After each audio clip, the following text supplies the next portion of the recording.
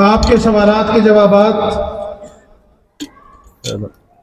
ہمارے معزز علماء کرام جو آپ کے سامنے تشریف فرما ہے، میری مراد ہماری جماعت کے محقق عالم دین فضیلت شیخ ابراہیم بھٹی صاحب آف کراچی، ہر سال وہ اس نشست میں آپ کے سوالات کے جوابات دیتے ہیں اور ابھی بھی آپ کے سامنے تشریف فرما ہے۔ ان کے ساتھ ہماری جماعت کے مفتی نامور مفتی جناب مفتی عبدالرحمن شاہین صاحب وہ بھی تشریف فرما ہے۔ اسی طرح کل بھی اسی طرح کی ایک اور نشست انشاءاللہ ہوگی جس میں آپ کے سوالات کے جوابات جناب قاری خلیل الرحمن جاوید صاحب کراچی وہ انشاءاللہ دیں گے۔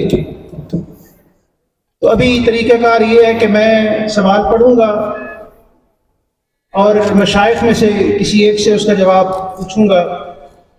تو انشاءاللہ آپ سے درخواست یہ ہے کہ آپ سوالات کو مختصر رکھیں اور ایسے سوالات جو عمومی نوعیت کی ہیں جن کا عوامی اطلاق ہوتا ہے تاکہ عوام کی زیادہ سے زیادہ تعداد جو ہے وہ اس سے استفادہ کر سکے، اس طرح کے سوالات پوچھیں۔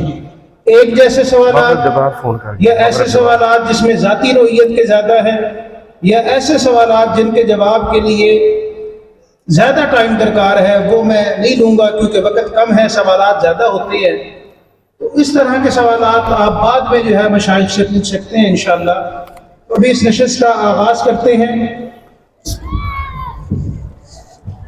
اور میں سوال پڑھوں گا، آپ جوابات سنیں گے انشاءاللہ، اور ہماری کوشش ہوگی کہ ہم زیادہ سے زیادہ سوالات اپنے مشائخ سے کر سکیں۔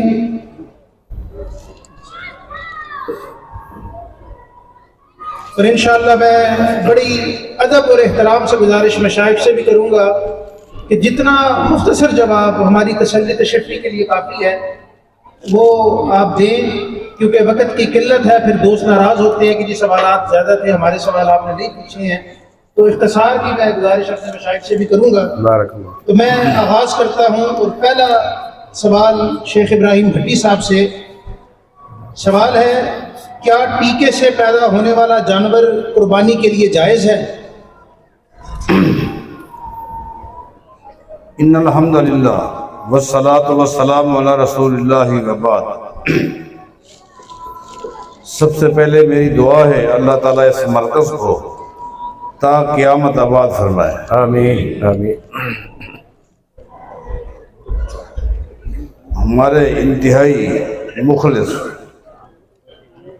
مہربان جماعت کے ممتاز خطیب علامہ قاری عبدالوکیل خان پوری رحمہ اللہ کو اللہ تعالیٰ غریق رحمت فرمائے۔ آمین۔ انہوں نے اپنی ٹیم کے ساتھ مل کر جو یہ پودا لگایا ہے، میری دعا ہے اللہ تعالیٰ اس پودے کو، اس گلشن کو ان کے لیے، ان کے دوستوں کے لیے صدقہ جاریہ بنا دے۔ آمین۔ سوالات کی جو نشست ہے یہ اہم نشست ہوتی ہے، اس میں ہم جیسے لوگ تو حق ادا نہیں کر سکتے، اور آج کل تو ویسے بھی میری طبیعت صحیح نہیں ہے، لیکن حاضر ہوتا ہوں تاکہ آپ بھائیوں سے ملاقات بھی ہوتے ہیں، دعائیں بھی مل جائیں۔ سب سے پہلی بات تو یہ کہ ہم اس نقطے پر سوچیں، آیا انجیکشن لگانا صحیح ہے یا نہیں؟ چونکہ نطفہ اسی جنس کا ہے، جب اسی جنس کا نطفہ ہو تو انجیکشن لگانا جائز ہے۔ جب جائز ہے تو وہ جانور حلال ہے، جب حلال ہے تو اس کے لیے وہی احکام ہیں جو حلال جانور کے احکام ہوتے ہیں، لہذا جب اس جانور کا آپ دودھ پی سکتے ہیں، آپ گوشت کھا سکتے ہیں، تو قربانی کے لیے کیوں نہیں لگایا جا سکتا؟ قربانی بھی ہو سکتی ہے۔ شیخ آپ سے یہ سوال ہے کہ محمد صلی اللہ علیہ وسلم کے وسیلے سے اللہ تعالیٰ سے دعا کرنا کیسا ہے؟ دیکھیں، وسیلہ جو ہے اس کے دلائل احادیث میں اور قرآن کریم میں موجود ہے۔ ایک تو یہ ہے کہ اللہ تعالیٰ کو اس کے کسی نام کا واسطہ دے کر دعا کرنا کہ اللہ تو غفور ہے مجھے معاف کر دے، اے اللہ تو رازق ہے مجھے رزق دے، یہ احادیث سے ثابت ہے۔ دوسری بات یہ ہے آدمی اپنے کسی نیک عمل کو جو اس نے کیا ہو خالص اللہ کے لیے اس کو اللہ کے سامنے پیش کرنا کہ اللہ یہ میں نے عمل کیا تھا تیری خاطر، تو نے اس عمل کو نوٹ کیا، تو جانتا ہے، اگر واقعی میں سے مخلص تھا تو میرے لیے یہ آسانی فرما دے۔ یعنی اپنے نیک عمل کا واسطہ دینا یہ بھی احادیث سے ثابت ہے، جیسا کہ غار حرا کا واقعہ جو غار میں تھے، غار والوں کے واقعے کو آپ سن چکے ہیں۔ تیسری شکل یہ ہے کہ وہ آدمی جو دنیا کے اندر موجود ہے اور نیک آدمی ہے اس سے آپ درخواست کر سکتے ہیں کہ میرے لیے دعا کریں، یہ شکلیں ہیں۔ لیکن نبی علیہ السلام کا دنیا سے چلے جانے کے بعد ایک مقام اپنی جگہ پر ہے، ان کی ایک حیثیت اور اعلیٰ مقام ہے، لیکن دنیا سے وہ چلے گئے ہیں۔ جب دنیا سے چلے گئے ہیں اب ان کا واسطہ نہیں دے سکتے۔ اگر ایسا ہوتا تو سیدنا عمر جو ہم سب سے زیادہ دین کو بہتر جانتے تھے، جب بارش کا مسئلہ آیا تو انہوں نے مدینے میں نبی علیہ السلام کے چچا عباس کو آگے کیا اور انہی کے وسیلے سے درخواست کی، لیکن نبی علیہ السلام کی قبر پہ گئے اور نہ ہی آپ کا نام لے کر کہا۔ اس کا مطلب یہ کہ عمل صحیح نہیں ہے۔ جزاک اللہ خیر۔ مفتی شاہین صاحب آپ فرمائیے کہ سرکاری پانی چوری کرنا فصل کے لیے، زمین کے لیے، یہ جائز ہے یا ناجائز ہے؟ الحمدللہ وحدہ والصلاة والسلام علی من لا نبی بعدہ وبعد۔ نبی اکرم صلی اللہ علیہ وسلم کا فرمان ہے کہ لا ضرر ولا ضرار۔ یہ ایک نبی صلی اللہ علیہ وسلم نے ہماری زندگی کے بہت سے معاملات کے لیے جنت اصول بیان فرمایا ہے۔ ایسے معاملات جن کا باہمی طور پر ایک دوسرے کے ساتھ تعلق ہوا کرتا ہے، تو ہر انسان کو چاہیے کہ وہ ایسا رویہ اور طریقہ اختیار کرے کہ جس میں نہ اپنا ضرر اور نہ کسی دوسرے کا ضرر، بالخصوص کسی دوسرے کا نقصان ہوتا ہے، تو ایسی صورت میں ایک مومن کے لیے لازم ہے کہ وہ ایسی ہر چیز سے بچے۔ سرکاری طور پر جو پانی ذمہ داروں کو فراہم کیا جاتا ہے اس کی باقاعدہ اس کی اجرت اور اس کا عوض اور معاوضہ جو ہے وہ طلب کیا جاتا ہے اور ہر بندہ وہ ادا کرتا ہے۔ ایک آدمی کا جو دوسرے کا حصہ بنتا ہے، حق بنتا ہے، اس وقت میں، اس ٹائم میں یا اس کے پانی کو، جسے سوال کے اندر بھی چوری کہا گیا ہے، تو جو چیز چوری ہے وہ بندہ کیسے جائز ہو سکتی ہے؟ رہ گئی حکومت کی بات، تو اولي الامر کی اطاعت بھی جب تک وہ کتاب و سنت کے مطابق اور ایسی کوئی چیز جو دین اور شریعت کے خلاف نہ ہو، تو یہ مصلحتاً ایسے اصول اور قواعد جو بنائے جاتے ہیں ان کی پابندی اس نظر میں رہتے ہوئے اس کو قبول کرنا یہ انسان کے لیے لازم اور ضروری ہے، اور اس چیز سے احتیاط کرنی چاہیے۔ شیخ آپ ہی فرمائیے کہ لاوارث لاش کے جنازے کے بارے میں کیا حکم ہے جبکہ یہ معلوم نہ ہو کہ وہ مسلم ہے یا غیر مسلم؟ بسم اللہ الرحمن الرحیم۔ عمومی طور پر جب بھی کوئی فوت ہونے والا فوت ہوتا ہے، اگر وہ اکثریتی علاقہ ہے مسلم آبادی کا، اور اس کے تجہیز و تکفین کے لیے جب اہتمام کیا جائے گا تو اس کا غسل، اور غسل کے دوران اس کے خطرے سے واضح ہو سکتا ہے کہ وہ مسلمان ہے یا نہیں ہے۔ اگر تو وہ اس علامت سے ثابت ہو جاتا ہے مسلم ہے، پھر اس کے لیے تجہیز و تکفین کے احکام وہی ہوں گے جو کہ مسلم کے ہیں، مسلمان کے ہیں۔ اور اگر واضح طور پر یہ علامت یا کوئی دیگر ایسی علامت جس سے اس کا اسلام ثابت ہوتا ہو موجود نہ ہو، تو پھر اس کی اسلامی طریقے پر تجہیز اور تکفین سے احتیاط کی جائے۔ اگر کوئی ثبوت مل جاتا ہے کہ واقعی اس کا کسی غیر اسلامی کوئی اور جو دین اور مذہب ہے اس کے ساتھ اس کا تعلق ہے اور اکثریتی علاقہ بھی ان کا ہے، تو وہ ان حوالے سے اس کی تجہیز و تکفین جو ہے وہ سر انجام دی جائے۔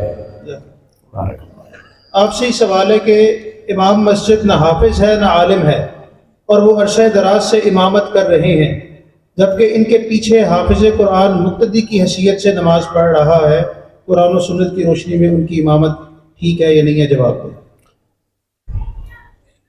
بسم اللہ الرحمن الرحیم۔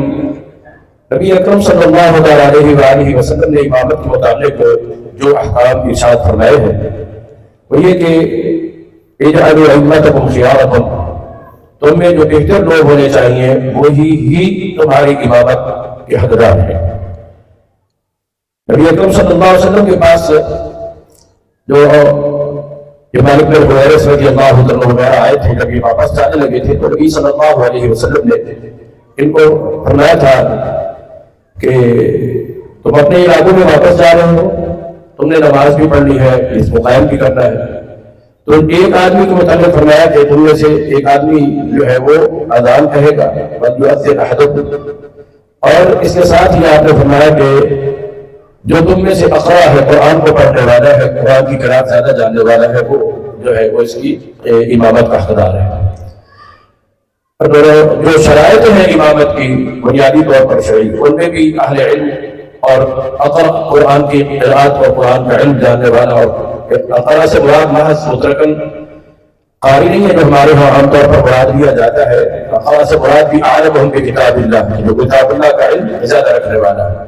جو سوال کے اندر صورت بیان کی گئی ہے تو اس میں اگر ایک آدمی کو مستقل طور پر امامت کے لیے متعین کیا جاتا ہے، اور وقتاً فوقتاً کچھ ایسے لوگ آتے ہیں کہ جو اس کی نسبت زیادہ علم والے ہو سکتے ہیں اور اس سے زیادہ قرآن کے قاری اور عالم ہو سکتے ہیں، تو چونکہ اس کو ایک مستقل امام کی حیثیت حاصل ہے اور اس کو منتخب کیا گیا ہے، اس ذمہ داری کو ادا کرنے کے لیے اس منصب پر مقرر کیا گیا ہے، تو ایسی صورت میں بہتر تو یہ ہے کہ جب انتخاب کیا جا رہا ہے، منتخب کیا جا رہا ہے امامت کے لیے جو مقرر کیا جا رہا ہے، تو اس وقت ان چیزوں کو مد نظر رکھ لیا جائے۔ جب امامت کرا رہے کوئی آ کر شامل ہوتا ہے تو اس مقررہ امام کو ہی حق حاصل ہوگا کہ وہ امامت کرے۔ نبی اکرم صلی اللہ علیہ وسلم کی سلسلے سے بخاری کی وہ حدیث بھی ہے کہ جو آپ نے ارشاد فرمایا اگر کوئی آدمی کہیں جاتا ہے زیارت کرنا کہ اذا غار قوما، تو جو ان کا اپنا امام ہے وہی امامت کرائے، اور بعض اوقات جو زیارت کرنے کے لیے آنے والے ہوتے ہیں وہ ممکن ہے کہ اس امام سے جو مقامی ہے اس سے وہ زیادہ اعلم بھی ہوں، مگر نبی صلی اللہ علیہ وسلم کا جو حکم ہے وہ یہی ہے کہ وہ جو مقرر امام ہے وہی امامت کرے۔ شیخ ابراہیم بھٹی صاحب، یہ بڑا اہم سوال ہے کہ اگر پاکستانی عدالتوں سے انصاف نہ ملے تو سورہ بقرہ کی آیت نمبر 178 کے مطابق بندہ خود انصاف لے سکتا ہے یا بدلہ لے سکتا ہے اپنا؟ سب سے پہلی بات تو یہ ہے کہ ہم دعا کرتے ہیں کہ جہاں بھی اسلامی ممالک کی عدالتیں ہیں اللہ تعالیٰ وہاں بیٹھنے والوں کو ہدایت نصیب فرمائے اور قرآن و حدیث کے مطابق انہیں فیصلوں کی توفیق عطا فرمائے۔ لیکن اگر کسی دینی اسلامی ریاست کے اندر کوئی جج ایسا فیصلہ دے دے جو فیصلہ صحیح نہ ہو، غلط نہ ہو، تو آدمی کو صبر کرنا چاہیے، صبر کے بدلے ان کو اجر مل گیا، لیکن خود بغاوت کا راستہ مت اختیار کرنا۔ یہ بھی ایک بڑا اہم سوال ہے کہ 4 یا 5 ماہ کا حمل تھا، ڈاکٹر کو چیک کروایا اور الٹرا ساؤنڈ کے ذریعے پتہ لگا کہ بچہ نارمل نہیں ہے، ڈاکٹروں نے بچے کو ریموو کرانے کا یا بچہ گرانے کا مشورہ دیا ہے، شریعت کے حوالے سے اس کی وضاحت فرمائیں۔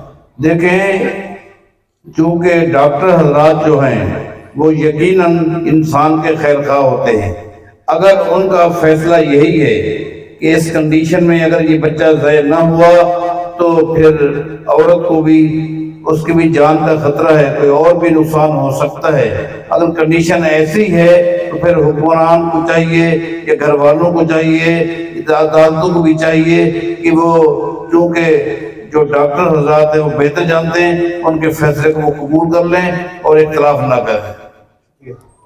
شیخ آپ فرمائیے کہ میت کے اوپر جو کلمہ لکھی ہوئی چادر ڈالتے ہیں اس کے بارے میں کیا حکم ہے، اور قبر میں بیٹھ کر جو قرآن پڑھتے ہیں اس کے بارے میں وضاحت فرمائیں۔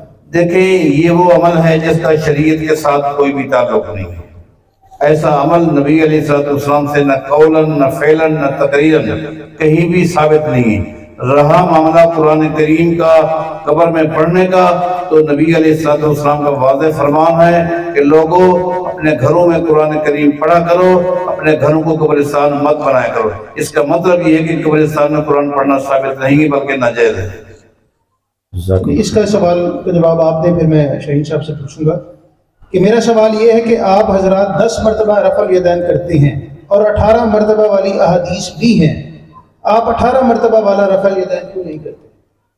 18 سوال تو یہ ہے کہ 18 والی کوئی حدیث ہے؟ ایسی کوئی حدیث آپ کے علم میں ہے جس میں 18 بائنا سجدہ ہے؟ جی ہاں وہ روایت ملتی ہے لیکن وہ صحیح نہیں ہے، اس میں کلام ہے، اور ہم جو عمل کرتے ہیں وہ ہے جو متکلم فی بالکل نہیں ہے۔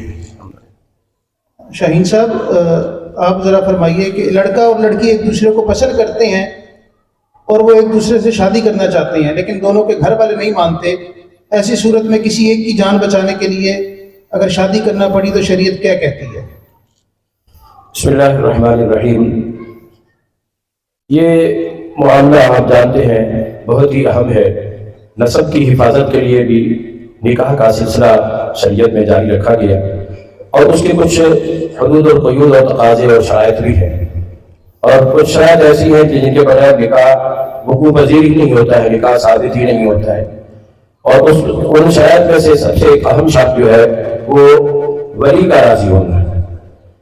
جس وقت تک ولی راضی نہ ہو، جیسا کہ نبی کی صحیح حدیث ہے لا نکاح الا بولی، دونوں فریق اگر آپس میں اس طرح کا کوئی تعلق ہے کہ وہ محبت کرتے ہیں، پہلی چیز تو یہ ہے کہ اگر شرعی تقاضوں کو مد نظر رکھا جائے تو اس طرح کی نوبت پیدا ہی نہیں ہو سکتی کہ یوں ہی جو ہے وہ محبت ہو جائے یا پیار ہو جائے۔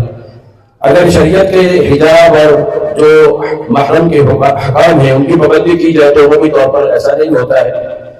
یہ تبھی ممکن ہوتا ہے کہ جب شریعت کے اصولوں کی قواعد اور ضوابط کی خلاف ورزی کی جائے، بالغ ہونے کے بعد سلسلہ ملاقات، سلسلہ گفتگو، سلسلہ کلام جاری و ساری رکھا جائے، پھر ایک دوسرے کے ساتھ عہد و پیمان اور ایک دوسرے کے ساتھ زندہ رہنے اور جینے کے یہ بعد وعید ہوتے ہیں۔ تو بنیادی طور پر ان راستوں کو بند کرنا ضروری ہے تاکہ یہ نوبت ہی نہ آئے۔ اور جو بات ہے نکاح کی، جس وقت تک یہ سوال میں جو بات کی گئی ہے کہ جان کو خطرہ ہو، عمومی طور پر ہمارے ہاں بھی بعض اوقات جہالت کی بنیاد پر اس چیز کو جو ہے عزت اور غیرت کا معاملہ بنا لیا جاتا ہے۔ اگر کوئی شخص خطبہ کرتا ہے، رشتہ مانگتا ہے، یہ ہماری خیرت کے خلاف نہیں ہونا چاہیے۔ ہاں اس کے ساتھ رشتہ کرنے کے لیے جو دینی معیار ہے، اس میں جو شریعت نے بیان کیا ہے کہ جس وجہ سے کسی بھی عورت کے ساتھ نکاح کیا جاتا ہے، ان چار وجوہات میں سے کوئی وجہ موجود ہے تو والدین کو بھی اس کو ادا کا مسئلہ نہیں بنانا چاہیے، عزت اور غیرت کا مسئلہ نہیں بنانا چاہیے۔ کہ رسول اللہ کا فرمان ہے جب تمہارے پاس کوئی ایسا شخص آ جائے کہ ممن ترضون دینہ وخلقہ، جس کا دین بھی خلق بھی تم اس پہ راضی ہو تو فضل بھیجو۔ پھر ماں باپ کو رکاوٹ نہیں ڈالنی چاہیے، پھر نکاح کی اجازت دے دینی چاہیے۔ اور فرض اگر ایسی کوئی صورت آ جاتی ہے جب جان کے یا جیسا بیان کیا گیا ہے قتل تک کی نوبت آنے کا خطرہ ہو، تو پھر فالسلطان ولی من لا ولی له، بغیر ولی کے پھر بھی نہیں ہے، مگر اس صورت میں پھر ولایت کا استحقاق وہ کسی ہمدرد اور خیرخواہ یا ولی مرشد کی طرف جو ہے وہ ولایت کا استحقاق لوٹا دیا جائے اور وہ پھر اس کا نکاح کر کے دے، یہ زیادہ بہتر ہے۔ شیخ ایک ضمنی سوال میرے ذہن میں آ رہا ہے کہ اگر لڑکی اور ولی کی رائے میں اختلاف ہو، لڑکی کی رضامندی اور ولی کی رائے میں، تو مقدم کس کا ہوگا، لڑکی کا یا ولی کا؟ ایسی صورت میں پہلے بھی میں نے عرض کیا ہے کہ اگر اختلاف ہے تو کچھ لوگوں کو چاہیے درمیان میں وہ اس کے معاملے کو حل کرنے کے لیے، جیسا کہ قرآن کریم میں بھی موجود ہے کہ کوئی بھی اختلاف ہوتا ہے تو پھر اس کو حتی تفیء الی امر اللہ، اللہ کے امر کی طرف، اللہ کے حکم کی طرف اس کو لے کر آئے۔ اور فإن تنازعتم فی شیء فردوہ الی اللہ والرسول، تو والدین کو قائل کرنے کی کوشش کرنی چاہیے۔ جیسے والدین کی اجازت لازم اور ضروری ہے، تو اسی طرح عورت کی منشا اور اس کی مرضی اور اس کی چاہت اور خواہش بھی ایک بنیادی اہمیت رکھتی ہے نکاح کے واقع ہونے کے لیے۔ اس لیے معاملے کو قانونی طور پر ایسا حل کیا جائے، شرعی تقاضے بھی پورے ہو جائے، ہمارے معاشرتی تقاضے بھی پورے ہو جائیں۔ جزاک اللہ خیر۔ شیخ بھٹی صاحب، یہ اصل میں آپ نے جو سوال لکھے ہیں وہ ہمیں سمجھنا پڑتے ہیں۔ آپ نے تحریریں لمبی لکھی ہوئی ہیں اور میں اس کو مختصر کر کے بار بار پڑھتا ہوں کہ اگر شادی کے وقت میاں بیوی کو حق مہر دینا اور لینا یاد نہ رہا ہو اور اب یاد آیا ہو تو اس بارے میں رہنمائی فرمائیں۔ جی ہاں، حدیث میں آتا ہے کہ ایک عورت کا نکاح ہو گیا اور حق مہر یاد نہ رہی دونوں کو، اور رخصتی بھی نہ ہوئی کہ وہ لڑکا فوت ہو گیا۔ نبی علیہ السلام کے سامنے جب معاملہ پیش آیا تو نبی علیہ السلام نے فرمایا جو لڑکی ہے اس کے خاندان کی لڑکیاں جو پہلے جن کی شادیاں ہو چکی ہیں، جس طرح کا ان کا حق مہر ہے اتنا ہی اس کو حق مہر دیا جائے گا۔ میرے خیال سوال یہ تھا کہ شادی ہوئی ہے لیکن شادی کے موقع پر حق مہر لینا دینا ہاں مطلب یاد نہیں رہا، لیکن بعد میں خیال آیا ہاں تو جو دینا اس کا جو کیسا ہے؟ لڑکی کے خاندان میں اس سے پہلے جن کے رشتے ہو چکے ہیں جن لڑکیوں کے، جو ان کا حق مہر ہے اتنا ہی اس کو حق مہر دیا جائے۔ اچھا، اگلا سوال ہے کہ کیا تخلیق کائنات کا سبب نبی پاک صلی اللہ علیہ وسلم کی ذات ہے؟ جو روایت ہے جس کو بیان کیا جاتا ہے اس کی وضاحت فرما دیں۔ یہ روایت جو ہے کہ اللہ تعالیٰ نے پوری کائنات کو آپ کی خاطر پیدا کیا، یہ ضعیف ہی نہیں ہے بلکہ موضوع ہے، من گھڑت ہے۔ اسی طرح کا سوال ہے کہ قرآن و حدیث کی روشنی میں میزان تو روز قیامت قائم ہوگا اور نیک اور برے اعمال کا وزن کیا جائے گا، تو قبر میں جو عذاب ہوتا ہے یا رحمت نازل ہوتی ہے اس کا کیا پھر مسئلہ ہے؟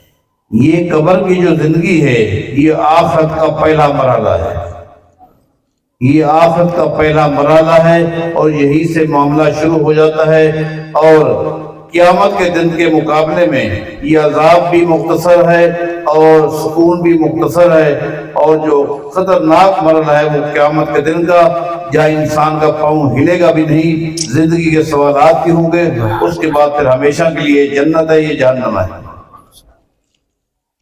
شیخ صاحب آپ سے سوال ہے، کیا دیوبندی، بریلوی اور رافضی کو فرقہ کہا جا سکتا ہے؟ اگر ہاں تو دلیل سے وضاحت فرمائیں۔ دیکھیں جی، فرقہ، پہلی بات یہ ہے کہ فرقہ کس کو کہتے ہیں؟ ہیلو، پہلی بات یہ ہے کہ فرقہ کس کو بولتے ہیں؟ جو اپنی اصل سے ہٹ جائے وہ فرقہ ہے۔ اس وقت اللہ کی توفیق اور رحمت سے زمین کی پشت پر اگر کوئی جماعت اپنی اصل پر قائم ہے تو وہ جماعت حدیث ہے۔ لہذا نبی علیہ السلام نے بھی فرمایا کہ میری امت کے جب 73 فرقے ہو جائیں گے، ایک جنت میں جائے گا، وہی الجماع، اور وہ فرقہ اس لیے ہوگا کہ گنتی میں آ گیا، لیکن وہی الجماع اس کی حیثیت جماعت کی ہوگی، اس کی حیثیت جماعت کس لیے ہوگی کہ وہ اپنی اصل پر قائم ہے۔ باقی جن کا بھی آپ نے نام لیا ہے وہ سب کیونکہ اصل سے ہٹ گئے ہیں، لہذا وہ فرقے ہیں۔ ایک سوال ہے کہ اگر کسی نے بہت حرام پیسہ کمایا ہے اور اب توبہ کر لی ہے تو اس حرام پیسے کا کیا کرے، اور کیا اللہ تعالیٰ توبہ کے بعد بھی حساب لے گا؟ اگر کوئی شخص خالص نیت کے ساتھ توبہ کرتا ہے تو پھر قرآن کریم نے کہا لہا ما سلف، جو پہلے اس نے حرام کمائی کر لیے اب اس کے لیے حلال ہو گیا ہے، اب اس کا حساب نہیں ہوگا کیونکہ اس نے توبہ کر لی۔ شیخ ایک سوال ہے کہ نماز جنازہ کے لیے 4 تکبیریں ہیں، کیا ہر تکبیر پر رفع الیدین کرنا لازم ہے اور سنت ہے؟ دوسری بات کہ جو لوگ جنازے کی تیسری تکبیر میں شامل ہوتے ہیں وہ امام کے ساتھ سلام پھیر دیں یا باقی تکبیریں پوری کریں؟ پہلی بات یہ ہے کہ جو جنازے کی تکبیر ہے نا، ہر تکبیر پر رفع الیدین کرنا یہ موقوفاً بھی اور مرفوعاً بھی ثابت ہے۔ لہذا اور ابو داؤد کی ایک حدیث ہے، نبی علیہ السلام رکوع سے پہلے والی جتنی بھی تکبیرات ہیں ان میں رفع الیدین کیا کرتے تھے، لہذا یہ تکبیرات قبل رکوع ہے، لہذا یہ سنت سے بھی ثابت ہے اور صحابہ کرام سے بھی ثابت ہے۔ اور جو شخص تیسری یا دوسری تکبیر میں شریک ہوتا ہے تو حدیث کے مطابق جس میں بھی وہ شامل ہوا وہ اس کی نماز کا ابتدائی حصہ ہے، امام جب سلام پھیرے گا باقی تکبیرات اس نے ادا کرنی ہے۔ مفتی شاہین صاحب، کیا امام صاحب موبائل سے دیکھ کر تراویح میں قرآن پڑھ سکتا ہے یا حافظ کا انتظام کرنا ضروری ہے؟ بسم اللہ الرحمن الرحیم۔ اس سلسلے میں حضرت ذکوان جو صحیح بخاری کے اندر حضرت عائشہ رضی اللہ عنہ کے غلام تھے، وہ سیدہ عائشہ رضی اللہ تعالی عنہ کو جو ہے کانا یؤمھا بالمصحف، اس مصحف سے دے کر جو ہے نا وہ امامت کراتے تھے اور اس میں قرات کرتے تھے۔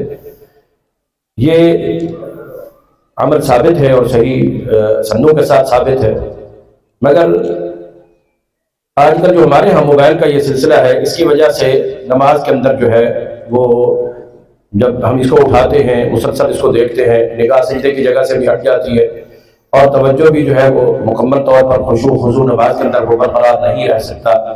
اس کو قیام کے اندر دونوں ہاتھ باندھنے ہوتے ہیں، جب ہاتھ اٹھا کر کھڑے ہوئے ہیں تو ایک ہاتھ بندھا ہے ایک کھلا ہے، تو اس انداز کے کچھ ایسے جو شرعی مفاسد ہیں وہ پائے جاتے ہیں۔ بعض علماء نے اگرچہ اس کی اجازت دی ہے لیکن زیادہ بہتر یہی ہے کہ ایک آدھ بار میں اگر کوئی ایسا امام جس کی کوئی ایسی مجبوری ہو، کوئی دوسرا امام ایسا موجود نہیں ہے، تاکہ نماز کو بھی پرسکون ادا کرنے، خشوع و خضوع کے ساتھ اور صحیح سنت کے ساتھ اس کو ادا کرنے کے لیے یہ ضروری ہے کہ جو مشغولیات ہیں ایسی ان سے اجتناب اور احتراز کیا جائے۔ رہ گئی بات دیکھ کر قرآن پڑھنے کی یا تلاوت کرنے کی نماز اور بالخصوص نماز تراویح میں، تو اس کا جواز بہرحال موجود ہے۔ شیخ آپ ہی فرمائیں کہ کیا اکیلا آدمی جماعت کی نیت کر سکتا ہے؟ طریقہ کیا ہے؟ نیت کے لیے تو رسول صلی اللہ علیہ وسلم کی جو یہ بڑی مشہور اور معروف حدیث ہے کہ انما الاعمال بالنیات، وہ تو لازم اور ضروری ہے ہر عمل کے لیے، لیکن بعض لوگ یہ سمجھتے ہیں کہ وہ امام بن رہا ہے تو اس کی الگ سے نیت ہے، مقتدی بن رہا ہے تو اس کی الگ سے نیت ہے، اور نماز کی مختلف نمازوں کے لیے مختلف الفاظ کے ساتھ، یہ کہیں بھی کتاب و سنت میں ثابت نہیں ہے۔ تاکہ جو لوگ ان چیزوں کا اہتمام کرتے ہیں ان کے بھی بعض علماء نے کہا ہے کہ یہ زبان کی ان چیزوں کا اہتمام یہ سنت سے ثابت نہیں ہے۔ رہ گئی بات یہ کہ جو نماز پڑھانے والا ہے وہ نماز پڑھاتے ہوئے اللہ تعالیٰ کی رضا کے لیے، اللہ کو راضی کرنے کے لیے نماز کا جو ہے یہ ذمہ داری ادا کرتا ہے۔ اگلا حصہ کیا ہے سوال کا؟ اکیلے جماعت کے لیے جو ہے سنن ابی داؤد کی ایک حدیث ہے کہ رسول اللہ صلی اللہ علیہ وسلم نے فرمایا کہ اللہ تبارک و تعالیٰ اس آدمی سے خوش ہوتا ہے جو پہاڑ کے اوپر اکیلا بکریاں چرا رہا ہو، اور نماز کا وقت ہو جاتا ہے، وہ اذان کہتا ہے اور اقامت کہتا ہے اور پھر نماز یعنی جماعت کا اہتمام کرتا ہے۔ تو جو باقی تقاضے ہیں جماعت کے وہ بھی پورے کرے گا، اکیلے بھی جو ہے وہ جماعت ہو سکتی ہے۔ بالخصوص رات کے قیام کی نبی صلی اللہ علیہ وسلم بھی جماعت کے اندر قرات اونچی ہوتی ہے، بلند آواز سے ہوتی ہے، تکبیرات بھی اونچی ہوتی ہے۔ رسول صلی اللہ علیہ وسلم اکیلے بھی جو ہے رات کا یہ قیام جو کیا کرتے تھے، اس کے اندر نبی صلی اللہ علیہ وسلم کی کیفیت جو ہوتی تھی وہ جماعت کی کیفیت جہرن قرات کی ہوتی تھی۔ تو اس لیے جب اکیلا بھی ہے، کوئی دوسرا بندہ ساتھ نہیں ہے، مجبوری ایسی ہے، تو پھر اکیلا بھی وہ نماز اکیلے جماعت کے ارادے سے پڑھ سکتا ہے۔ شیخ بھٹی صاحب سوال ہے، اگر باپ اپنی زندگی میں ہی اپنی جائیداد فروخت کر دیتا ہے تو کیا بیٹا اور بیٹی کا حصہ برابر ہوگا؟ اگر کوئی شخص اپنی زندگی میں اپنی جائیداد میں سے کچھ حصہ اپنی اولاد میں تقسیم کرتا ہے تو اس کو وراثت نہیں کہتے، اس کو ہبہ کہتے ہیں۔ وہ ہبہ ہے۔ ہبہ کے اور وراثت کے قوانین میں فرق ہے۔ ہبہ کے اندر اعدلوا بین اولادکم، بچوں کو اور بچیوں کو برابر دینا ہوگا۔ مرنے کے بعد جو اس کا جائیداد کا حصہ رہ جائے گا وہ وراثت ہوگی، اس میں بیٹوں کو ڈبل ملتا ہے بیٹیوں کے مقابلے میں۔ اسی طرح آپ سے سوال ہے، کیا کسی چیز کا ریٹ طے کیے بغیر بیچنا جائز ہے کہ جس دن پیسے دو گے اس دن کا ریٹ لوں گا چاہے وہ کم ہو یا زیادہ ہو، قرآن و سنت کی روشنی؟ یہ مجہول بیع ہے اور مجہول بیع شریعت میں منع ہے، یہ ناجائز ہے۔ آپ سے سوال ہے کہ گھوڑے کے نال گھر کے دروازے پر لگانا جائز ہے؟ یہ عمل انتہائی غلط ہے اور یہی عمل آگے چل کے انسان کو اور کفریہ اور شرکی اعمال کی طرف لے جاتا ہے، لہذا اسے اجتناب کیا جائے۔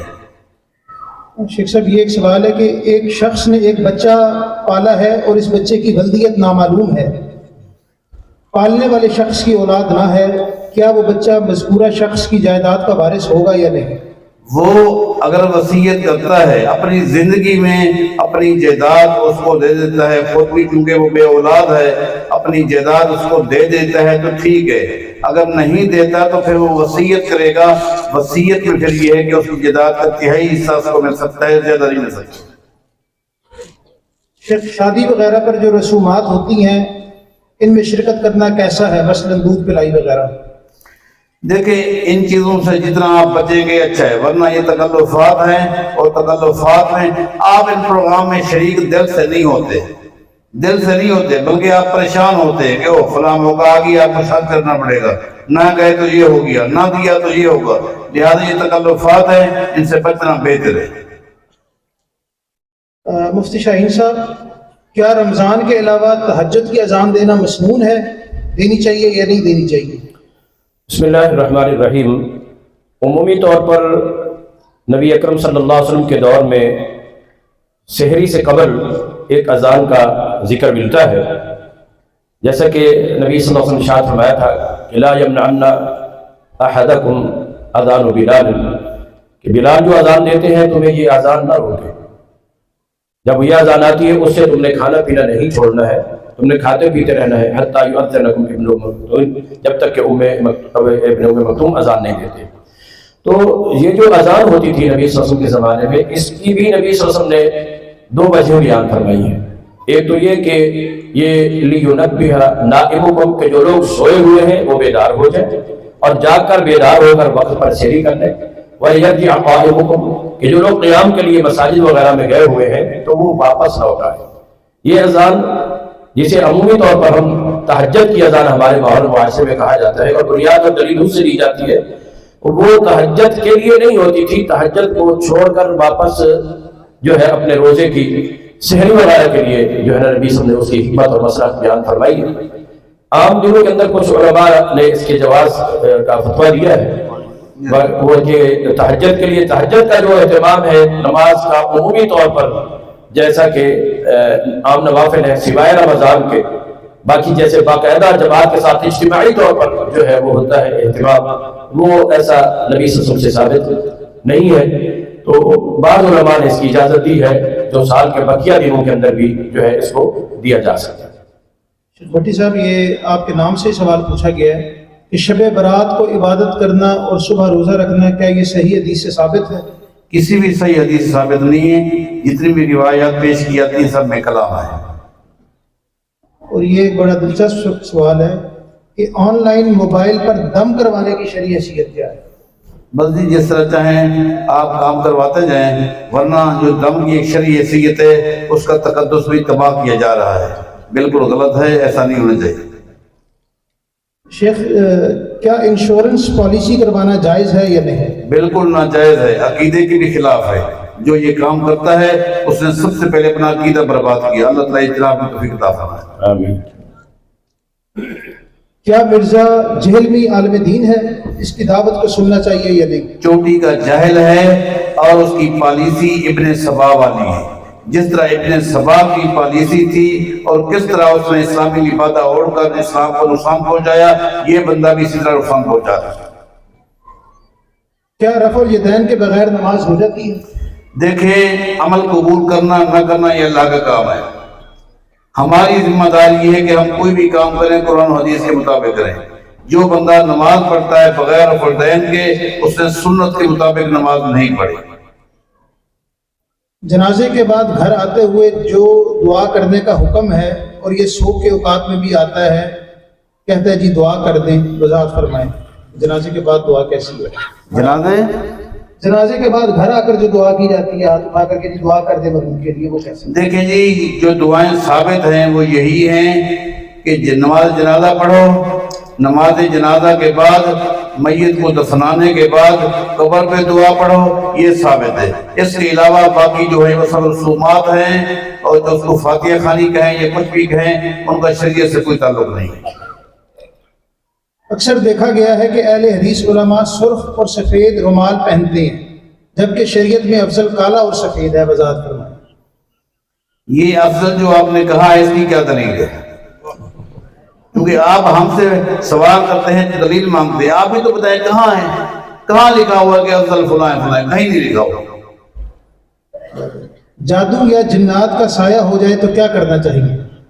جی ہاں، یہ چیزیں ہو سکتی ہیں، اور حدیث سے ثابت ہے کہ نبی علیہ السلام پر یہ دو جو صورتیں نازل ہوئی تھی، آخری سورہ فلق، سورہ الناس، بعض صحابہ تو یہ کہتے تھے کہ یہ تو دم ہے جو اللہ تعالیٰ نے اپنے پیغمبر پہ نازل کی ہیں یہ دو صورتیں، لہذا اگر کسی پر ایسا ہو جائے، ان دو صورتوں کو پڑھا جائے، دعائیں کی جائے، فاتحہ ہے اس کو پڑھا جائے، اللہ تعالیٰ انشاءاللہ شفا دے دے گا۔ فوتگی کے تیسرے یا چوتھے دن خیرات کرنا یا علماء کرام کی تقاریر کرانا درست ہے؟ دیکھیں، بات یہ ہے کہ یہ عمل نہیں ہے، بلکہ یہ عمل ایک فطرہ اور بدعت کی شکل اختیار کر چکا ہے کہ کہیں تیجا ہے اور کہیں مولانے ہیں۔ احناف کے ہاں تیجا ہے، اور لیڈیزوں نے آج کل میں نے سنا ہے کہ وہ مولانے ہوتے ہیں۔ مولانے کیا؟ چوتھے دن۔ جی ہم تیجا نہیں کرتے، چوتھے دن جنا مولوی کو بلاتے ہیں، پروگرام کراتے ہیں، یہ سارے کام شریعت کے خلاف ہے۔ جزاک اللہ خیر۔ کیا مولا علی کہنا جائز ہے قرآن و حدیث کی روشنی میں؟ دیکھیں مولا جو لفظ ہے، مولا کا لفظ جو ہے یہ تو لفظ صحیح ہے، یہ لفظ جو ہے الفاظ الازداد میں سے، الفاظ الازداد کہتے ہیں ان الفاظ کو جن کے ایک سے زائد معنی ہوں اور وہ حقیقی ہوں۔ مولا بھی انہی میں سے ہے، جس کو آزاد کیا جائے وہ بھی مولا ہے، جو آزاد کرتا ہے وہ بھی مولا ہے۔ لہذا مولا کا لفظ تو استعمال کر سکتے ہیں، لیکن اس مولا کے لفظ کے پیچھے جو ایک عقیدہ بنایا جاتا ہے سیدنا علی کو مشکل کشا یا حاجت روا کہنے کا، یہ عقیدہ باطل ہے۔ اگر سونا اور چاندی الگ الگ ہونے کی صورت میں نصاب زکوٰۃ کو نہ پہنچے تو انہیں آپس میں ملا کر زکوٰۃ دینی چاہیے، اور کیا سامان تجارت کو سونے چاندی سے ملا کر زکوٰۃ دی جائے گی یا اس کی الگ ہوگی؟ ہر چیز کی زکوٰۃ الگ ہے۔ جانوروں کی، اونٹوں کو گائے بھینس کے ساتھ نہیں ملا سکتے، گائے بھینسوں کو بھیڑ بکریوں کو ساتھ نہیں ملا سکتے، چاندی کو سونے کے ساتھ، سونے کو چاندی کے ساتھ، نقد کرنسی کے ساتھ نہیں ملا سکتے۔ ہر چیز کے الگ قانون ہے، اور جو چیز نصاب کو پہنچے اس کی زکوٰۃ ہے، جو نہ پہنچے اس کی زکوٰۃ نہیں۔ تقلید کی شرعی حیثیت کیا ہے؟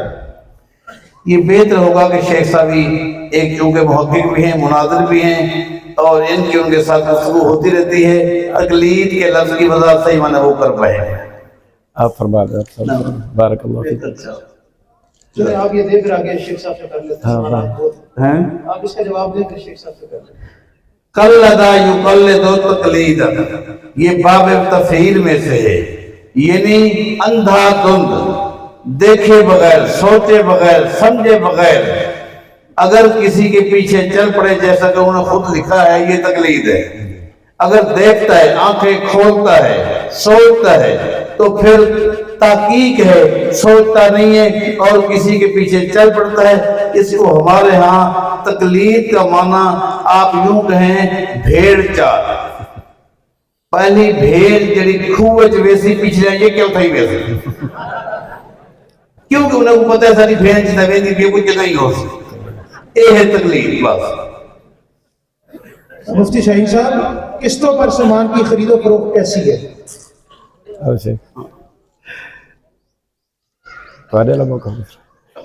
جو تو موقع ہو۔ بسم اللہ الرحمن الرحیم۔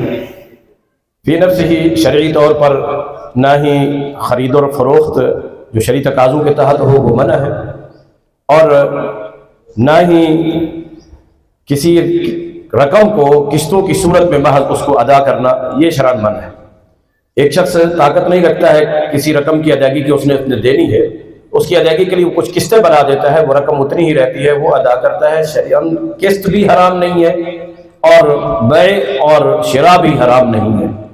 جیسا کہ پانی ہو اور انگور ہو یا کشمش، نہ اکیلا پانی حرام ہے نہ اکیلی کشمش حرام ہے، بلکہ پانی اور کشمش اگر ملا بھی دیا جائے ایک حد تک جو نبیذ کی صورت میں ہو تو وہ بھی حلال ہے، لیکن جب اس کے اندر سکر پیدا ہو جاتا ہے، نشہ پیدا ہو جاتا ہے، ایک بگاڑ کی طرف وہ نشاندہی کرتا ہے، عقل میں فضول پیدا ہو جاتا ہے، تو پھر جب اس کو خمر کی صورت اختیار کرتی ہے تو وہ اس وقت حرام بن جاتی ہے۔ تو بعینہ ہی محض قسطیں وہ بھی شرعاً ممنوع نہیں ہے، محض بیع اور شراء یہ بھی شرعاً ممنوع نہیں ہے۔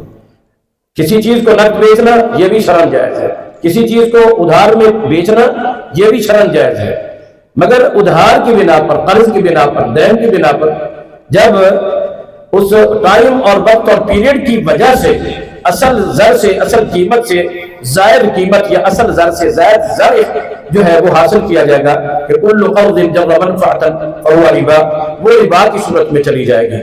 محض مدت کی بنا پر رقم کے اندر فکس اضافہ یہ ہمارے ہاں عمومی طور پر بھی جو ہے وہ صحیح نہیں ہے اور شرعاً بھی، لیکن بعض علماء نے یہ کچھ شرطوں کے ساتھ اس کو جائز قرار دیا ہے، مگر ان شرطوں کو اگر آپ دیکھتے ہیں تو پھر ان کے جا کر آخر میں جو نتیجہ نکلتا ہے کہ جو پہلی دفعہ رقم طے ہو گئی ہے بعد میں اضافہ نہیں کرنا مدت کی وجہ سے، بعد میں کیوں نہیں کرنا؟